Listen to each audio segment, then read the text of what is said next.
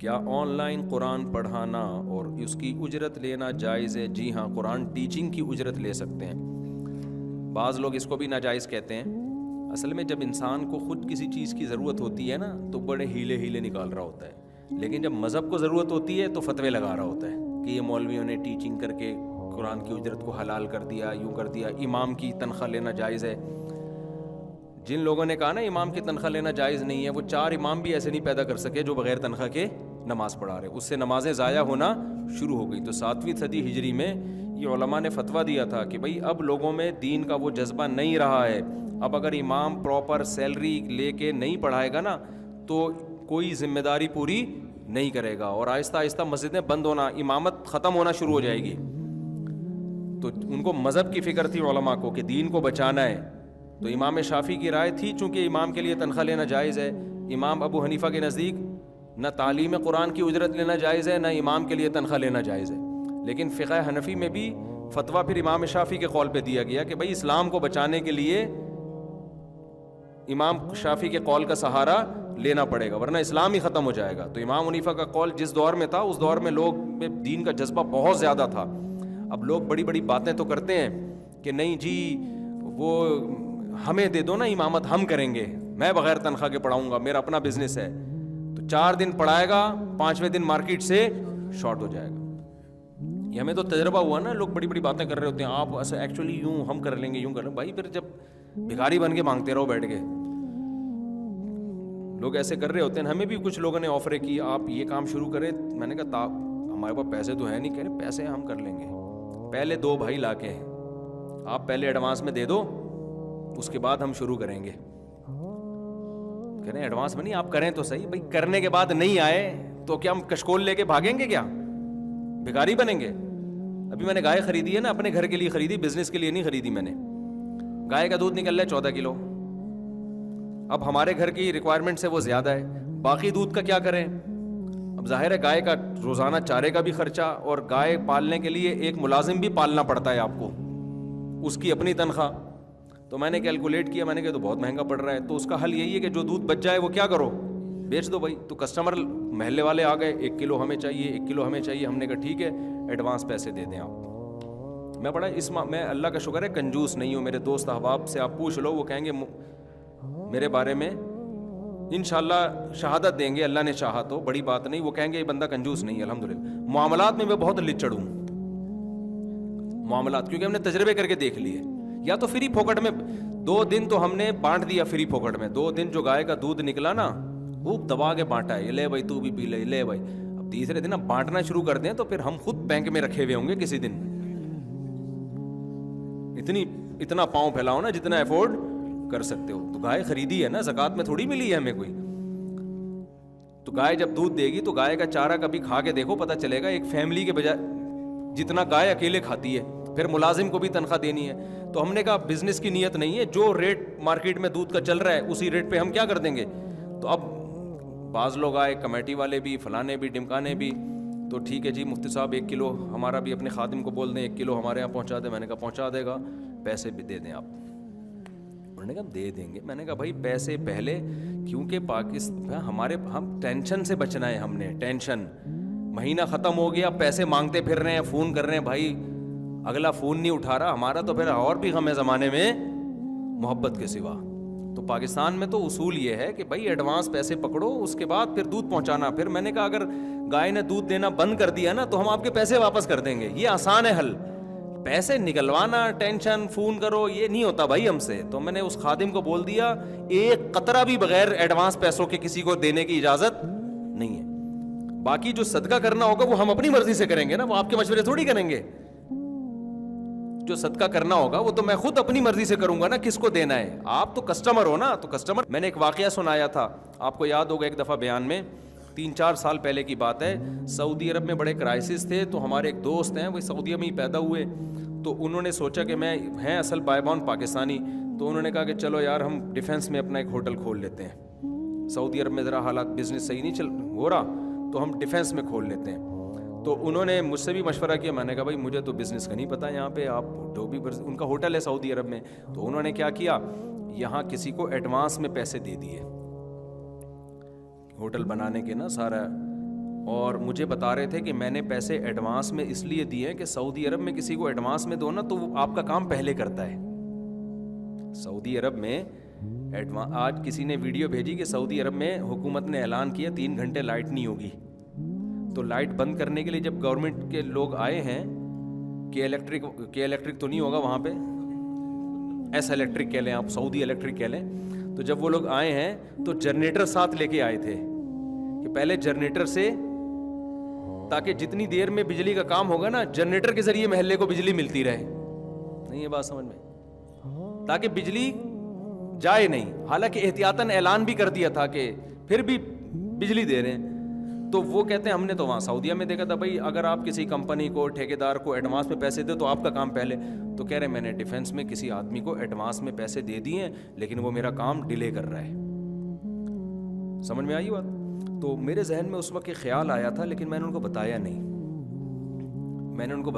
میں نے کہا بیچارے پریشان ہو جائیں گے. اب میں نے ان کو بتا دیا, وہ اب آئے تھے نا تو کہہ رہے تھے میرا کام ڈیلے کر رہا ہے, میرا کام دیر سے کر رہا ہے, دوسروں کا پہلے کر رہا ہے, حالانکہ پیسے میں نے پہلے دیے ہیں. تو مجھے اندر سے بہت بعض دفعہ ہنسی آتی ہے جو میں زبان سے ظاہر نہیں کرتا کہ یہ بیچارے اس خوش فہمی میں ہیں کہ آپ کا کام دیر سے کرے گا. یہ کتنے بیوقوف آدمی ہے بیچارہ. او بھائی تم نے جب پیسے دے دیے تو تمہارا کام گیا تیل لینے, کام اس کا باپ بھی نہیں کرے گا. اب یہ خوش فہمی میں ہے کہ میرا کام ہے بھائی دیر سے کرے گا. پاکستان ہے بھائی, آپ کیسی باتیں کر رہے ہو یار. تم پیسے دے رہے ہو, سارے دے دیے تم نے, اور تم کہہ رہے ہو دیر سے کرے گا. ان کو اس پر اشکال ہو رہا ہے کہ جلدی کیوں نہیں کر رہا, میرا تو سب سے پہلے. اور ہمیں اس پر اشکال ہو رہا ہے کہ دیر سے بھی کرنے کی اب کیا ضرورت ہے یار اس کو. کیسے کیسے لوگ ہیں دنیا میں معصوم یار. لیکن میں نے یہ بات ان سے کہی نہیں تھی کیونکہ ایسا نہ گھبرا جائیں بیچارے. اب وہ 4-5 سال بعد میری پرسوں ان سے ملاقات ہوئی, چائے شائے پی. میں نے کہا وہ آپ نے جو پیسے دیے تھے, کہہ رہے ہیں وہ تو بندہ ہی غائب ہے, ڈیلے تو دور کے بعد پیسے لے کے بھاگ گیا. تو میں نے کہا وہ بھاگ گیا, کیا ہو گیا, وہ بھاگ گیا. وہ امام مہدی آئیں گے تو نکلوا سکتے ہیں, اس کے بغیر کوئی بھی نہیں نکالے گا. اور امام مہدی بھی جب نکالیں گے جب باقی, وہ تو بڑے بڑے کرائسس ہیں نا, وہ تو پہلے ان کو پورا کریں گے, آپ کے پیسے کیا ہیں. تو امام مہدی کے آنے پہ بھی امید نہیں ہے کہ آپ کو مل جائیں گے وہ پیسے. تو یہ ہے حساب کتاب. تو یہاں میرے بھائی جب بھی دودھ لینا ہے یا انڈے لینے ہیں, نام انڈے بیچتے ہیں, انڈے تو کھا جاتے ہیں لیکن دودھ تو ضرورت سے بہت زیادہ پیدا ہو رہا ہے نا. ابھی تو اگر آبادی اور ڈبل ہو گئی تو پھر نہیں ہے. تو میں نے پہلے کہہ دیا, اور یہ آپ لوگ کو بھی بتا رہا ہوں کہ معاملات میں بالکل گڑبڑ نہیں کرو. اب آج کل بہت معاملات خراب ہیں. اپنے ٹائم کو, اپنے دماغ کو بچاؤ. اب مفتی طارق مسعود صاحب جناب بیان کے لیے جا رہے ہیں اور دودھ فون کر رہے ہیں, بھائی جان آپ کے پیسے نہیں پہنچے ابھی تک, بھائی جان خدا کا واسطہ دے دو یار, چارہ لے کر آنا ہے, اچھا لگے گا. تو اور بھی زمانے میں غم ہے بھائی, پیسے پکڑا دو.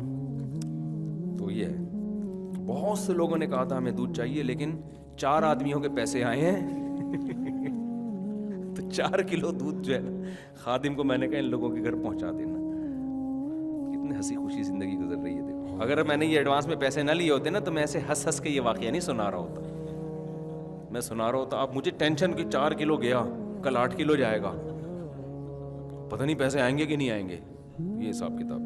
ہمارے ایک دوست نا ٹیوشن پڑھاتے, انگلش پڑھاتے تھے, وہ 7,000 فیس تھی ان کی. یہ بات ہوگی 2008 یا 9 میں. تو جو اچھا ان کے گھر میں پانی, وہ پیٹ ویٹ ان کا خراب رہتا تو پانی خریدتے تھے, وہ اچھا والا پانی نیسلے کا یا ایکوافینا وغیرہ خریدتے تھے. اب کیا ہے کہ جو اسٹوڈنٹ آتے ہیں نا وہ پانی بہت پیتے تھے, تو انہوں نے کیا کیا, وہ پڑھانا چھوڑ دیا, ان کو نکال دیا. میں ایک دن گیا, میں نے کہا یار تم نے ٹیوشن پڑھانا چھوڑ دیا. کہہ رہے ہیں کم بخت 7,000 فیس دے رہے ہیں, 8,000 کا پانی پی رہے ہیں میرے گھر سے آ کے. کہہ رہے فیس 7,000 دے رہے ہیں, پانی کتنے کا پی رہے ہیں. 8,000 کا تو پانی پی جاتے ہیں. اب کہہ رہے میں پانی سے منع بھی نہیں کر سکتا کہ یار پانی تو ایسی چیز نہیں ہے نا کہ منع کرے انسان. تو معاملات میں نا انسان بہت اسٹریس میں جاتا ہے, ڈپریشن میں جاتا ہے.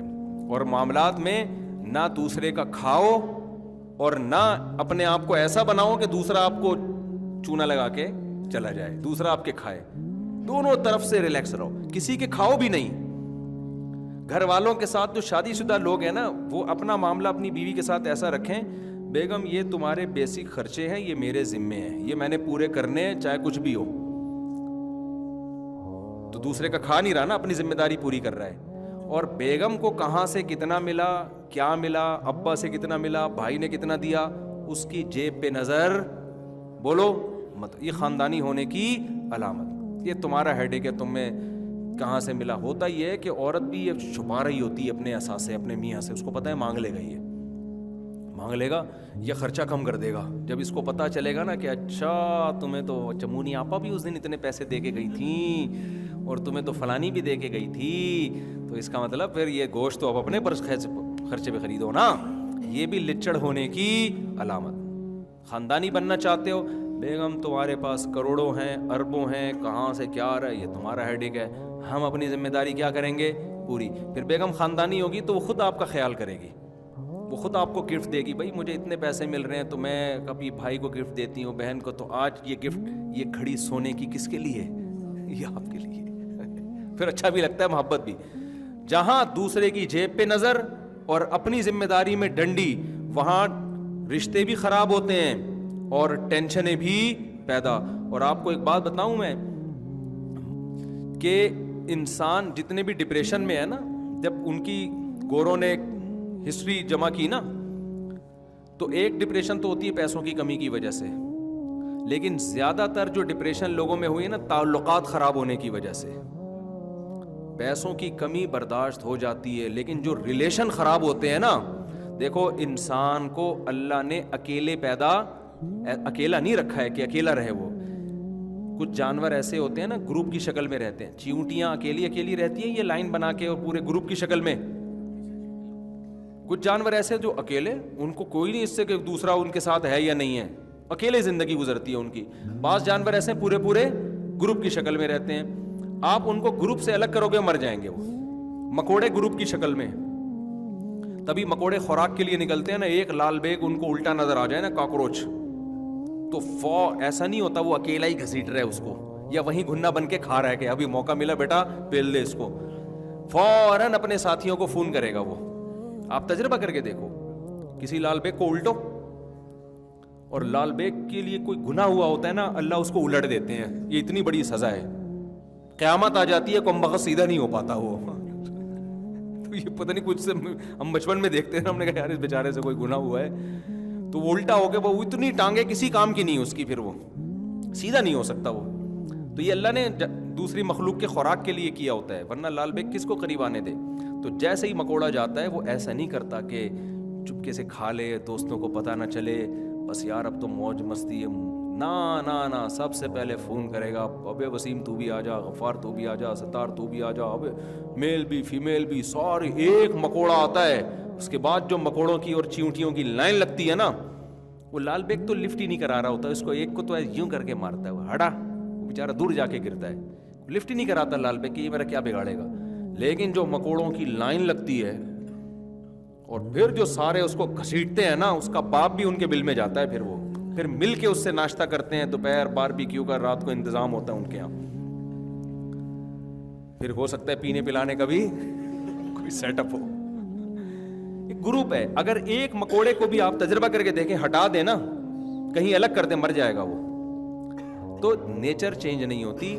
انسان کو اللہ نے ریلیشن دیے ہیں, فجعلہ نسبا و صہرا. قرآن کہتا ہے نا, نسب والا خاندان بھی, سسرال والا خاندان بھی. اگر ان ریلیشن میں دراڑ پیدا ہو گئی نا, نفرتیں, اتنی ڈپریشن میں جاتا ہے نا انسان, آپ کی سوچ سے بھی زیادہ. غیر مسلموں میں جو خودکشیوں کی سب سے بڑی وجہ ہے نا, ان کا ریلیشن کا ختم ہونا. تنہائی ہے نا, تنہائی کاٹتی ہے. پیسہ ہے, سب کچھ ہے, محبت نہیں ہے نا, کوئی محبت کرنے والا ہی نہیں ہے ان سے. کتوں سے محبت ملتی ہے تو وہ ذرا دل بہلا لیتے ہیں ان سے, ورنہ محبت مارکیٹ سے کیا ہو گئی ہے, شارٹ. محبت ختم ہو گئی ہے. محبت صرف اب گرل فرینڈ بوائے فرینڈ کی رہ گئی ہے, وہ شہوت پوری کرنے کی حد تک. وہ بھی جب ذات کی جزائر پوری ہو گئی تو وہ بھی ختم. تو بھائی اوپر کا تعلق ہوتا ہے.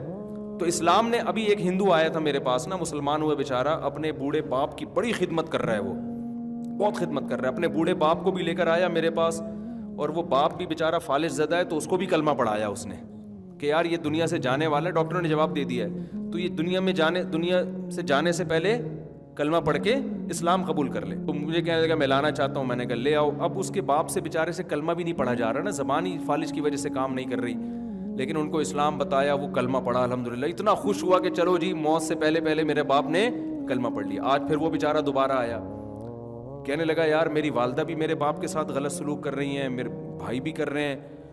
کیوں غلط کر رہے ہیں؟ کہہ رہے ہیں کہ یہ اب ظاہر ہے بوڑھا آدمی بیچارہ کسی کام کا نہیں رہا, نہ مر رہا ہے نہ جی رہا ہے, تو ان کے قضائے حاجت صاف کرنی, پیشاب صاف کرنا, تو کہہ رہے سب بوجھ سمجھ رہے ہیں. بعض دفعہ غصے میں ڈانٹنا شروع کر دیتے ہیں. تو میں نے کہا یار یہ کیوں ایسا ہو رہا ہے؟ ایسا تو نہیں, باپ تو باپ ہے نا. تو اس ہندو جو لڑکا ہے بالکل ینگ لڑکا ہے مسلمان, وہ اس کے الفاظ آج کا واقعہ ہی ہے. اس کی ورڈنگ کیا ہے کہ مفتی صاحب جب آخرت پر ایمان نہیں ہوگا نا, یہ حالانکہ نیا نیا مسلمان ہوا ہے, عالم بھی نہیں ہے,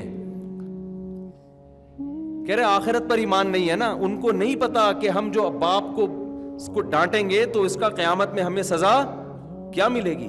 تو میں نے کہا یار دیکھو آخرت پر ایمان کتنی امپورٹنٹ چیز ہے. یہ لڑکا بھی مسلمان ہوا, یہ اپنے اس باپ کی اسلام کی بھی فکر کر رہا ہے, اس کی قضائے حاجت بھی صاف کر رہا ہے, گھر والوں کے تانے بھی سن رہا ہے, لیکن اس کو پتا ہے کہ بھائی ابا کو میں نے اس حال میں اکیلا چھوڑ دیا تو قیامت کے دن میری خیر نہیں ہے. تو ریلیشن اللہ کے تصور کے بغیر بنتا ہی نہیں ہے, ورنہ نچوڑو جب کسی کام کا نہیں ہے تو جان چھڑاؤ یار, یہ کیا مصیبت پال لی ہم نے. کتنے واقعات ایسے ہیں, بعض میں نہیں کہتا سب غیر مسلم ایسے ہوتے ہیں, لیکن بہت سے ایسے واقعات ہیں کہ بوڑھی وہ جو ہے نا بستر پہ لگے ہوئے ہیں, 8 سال ہو گئے 9 سال ہو گئے, اولاد نے تنگ آ کے مار دیا ان کو جان سے. آپ دیکھو سرچ کرو نیٹ پہ آپ کو مل جائے گا, جان سے مار دیا کہ یار کسی طرح جان چھڑاؤ, اب یہ کسی کام کے نہیں رہے. تو یہ ہوتا ہے جب ریلیشن میں دنیا پرستی آ جاتی ہے نا میرے بھائی, تو عورت کہتی ہے شوہر جب تک کما کے دے رہا ہے ٹھیک ہے, جب کمانا ختم کیا اس کمبخت سے جان چھڑاؤ. کتنے بڈھے یہاں آتے ہیں روتے ہوئے کہ ہماری بیگم نے نا ہمیں ساری زندگی نچوڑ لیا, اب ہم کسی کام کے بھی نہیں ہیں, اب بیٹوں کے ساتھ مل کے ہمیں ستاتی ہے. اور بعض دفعہ مرد یہ کام اپنی عورت کے ساتھ کر رہا ہوتا ہے, بیوی کے ساتھ کر رہا ہوتا ہے, اسے کوئی بیماری ہو گئی, کوئی مسئلہ ہو گیا. جو آخرت کا خوف رکھنے والے ہیں ایسے بھی لوگ ہم نے دیکھے یار, بیوی 10 سال سے فالج میں, جوان بیوی کو فالج ہو گیا, شوہر وفا کر رہا ہے اس کے ساتھ, 10 سال بیوی کی بیڈ پہ خدمت کر رہا ہے وہ, یہ ہم نے دیکھا ہے. کیوں بھائی؟ اس کو پتا ہے یار وفا کا تقاضا کیا ہے. گرل فرینڈ تو چھوڑ دیتا ہے آدمی, بیوی کو تھوڑی ایسے چھوڑتا ہے. بھائی اب یہ فالج ہے یا اپاہج ہے یا لکوا ہے یا جو بھی, اب یہ کس کی ٹینشن ہے؟ مرد کہتا ہے جو غیرت مند ہوگا میری ٹینشن ہے, اب یہ دعائیں کروا رہا ہے اس کے لیے.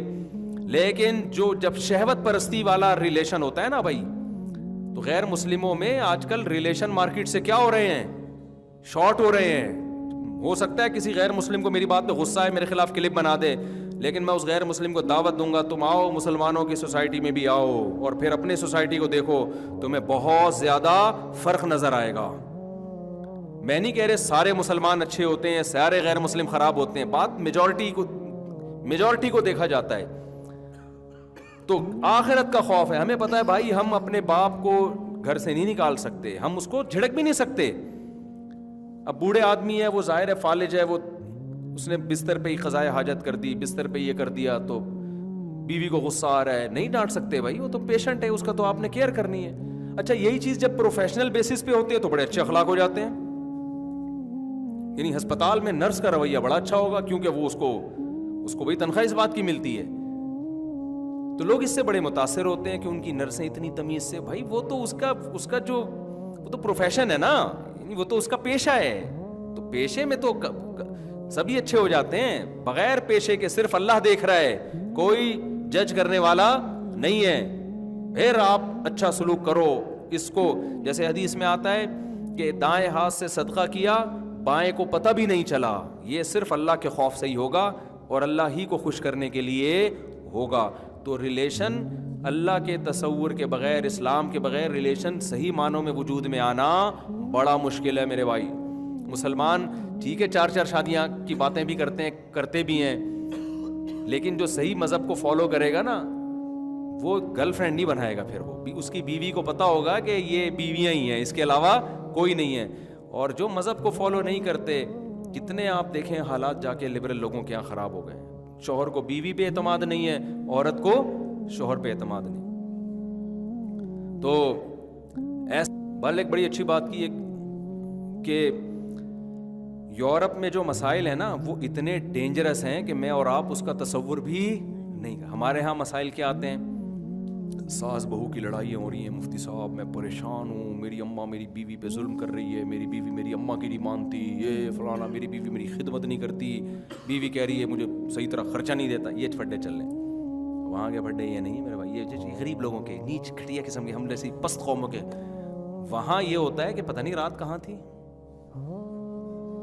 سمجھ رہے, اور عورت کو یہ ہوتا ہے پتہ نہیں کہاں رنگ رلیاں منا رہا ہے بھائی, 3 دن سے گھر نہیں آیا, اللہ خیر کرے. سمجھ میں آ رہی ہے بات؟ ریلیشن گئے دل لینے. تو اور اب یہ بھی ہمارے یہاں بھی یہی آتا جا رہا ہے آہستہ آہستہ. اتنے کیسز تو اب آنا شروع ہو گئے ہیں, اتنے کیسز کہ اب چھوڑو, برائی کا تذکرہ بھی برائی ہوتی ہے, اس سے برائی پھیلتی ہے. تو ریلیشن جو ہے نا, ریلیشن, اس کو سب سے زیادہ فوکس کیا کرو میرے بھائی. اور یہ مذہب کے بغیر ممکن نہیں ہے. اللہ کا خوف جب تک نہیں ہوگا رشتے نہیں نبھاتا, اور پھر محبتیں بھی نہیں ملتی انسان کو. اگر آپ 1 نمبر چلو گے نا دنیا میں, اس کا بڑا فائدہ پتہ ہے کیا ہوگا, آپ کو دوست 1 نمبر ملیں گے. نیک بننے کا سب سے بڑا فائدہ پتہ ہے کیا ہوتا ہے, انسان کو دوست کیسے ملتے ہیں نیک. دیکھو ہم نہیں دعویٰ کرتے, میں اب کبھی بھی دعویٰ نہیں کرتا کہ میں نیک ہوں, نہ میں یہ کہتا ہوں کہ میں برا ہوں. ایک دن میں نے بڑی تواضع کی, میں نے کہا میں کب کہتا ہوں میں نیک آدمی ہوں, میں کب کہتا ہوں میں بہت اچھا ہوں. ایک آدمی اتنا بدگمان ہوا, کہہ رہے یار جب آپ اچھا ہی نہیں ہے تو پھر کیوں بیان کرنے بیٹھ گئے یہاں پہ یار, ہم تو آپ کو اچھا سمجھ کے سن رہے تھے. میں نے کہا بھائی میں نے یہ کہا ہے کہ میں نیک نہیں ہوں, میں نے یہ تو نہیں کہا کہ میں برا ہوں. میں نے کہا میں نے کبھی دعویٰ نہیں کیا, اب میں اچھا ہوں برا ہوں اللہ جانے, آپ کو اس سے کیا کرنا ہے بھائی. دعویٰ نہیں کرتا تو دعویٰ تو کرنا بھی نہیں چاہیے نا.